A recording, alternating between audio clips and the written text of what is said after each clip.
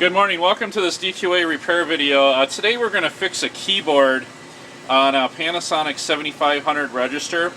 The problem that we're talking about most of the time is the outside rows of the register stop functioning. Usually it's the left row, top row, or the bottom row.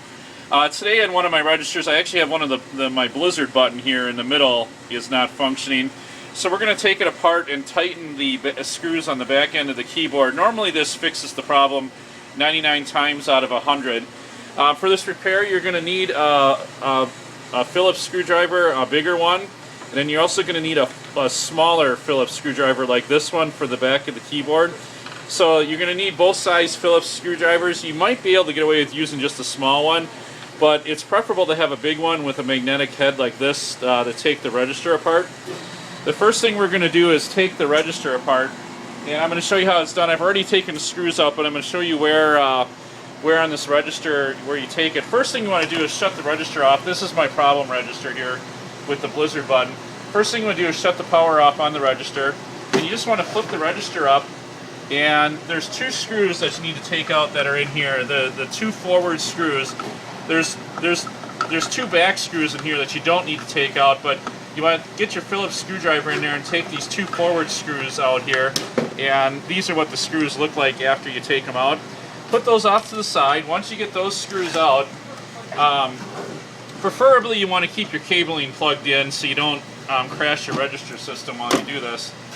However, what you want to do then is just lift this off and flip the top flange up like this, and what it'll do is it'll expose the keyboard on the circuit panel, and then what you do is you flip this keyboard up, and what you want to do is take your small Phillips screwdriver, and there's a series of about 30 screws on the back of this keyboard, and you want to take your small screwdriver and you just want to tighten all of them. And 99 times out of 100 this fixes the keyboard problem on your register. And I've already tightened these series of screws here before we started the video, just to save time on the video. But like I said, I've done this repair, and 99 times out of 100, this will fix any non-functioning row of keys on a keyboard for a Panasonic 7500. Now, when I'm tightening the rest of these screws just to be safe, even though these screws are on the area of the keyboard that's not an issue.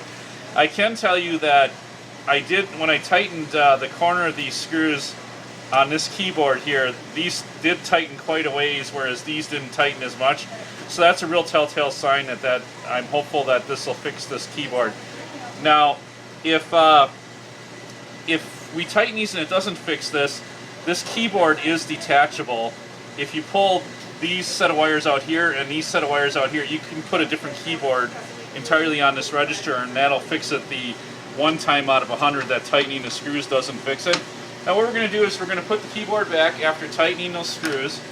We're going to put the register back without putting the screws in for right now, like this. And you notice with this repair you don't need to attach anything.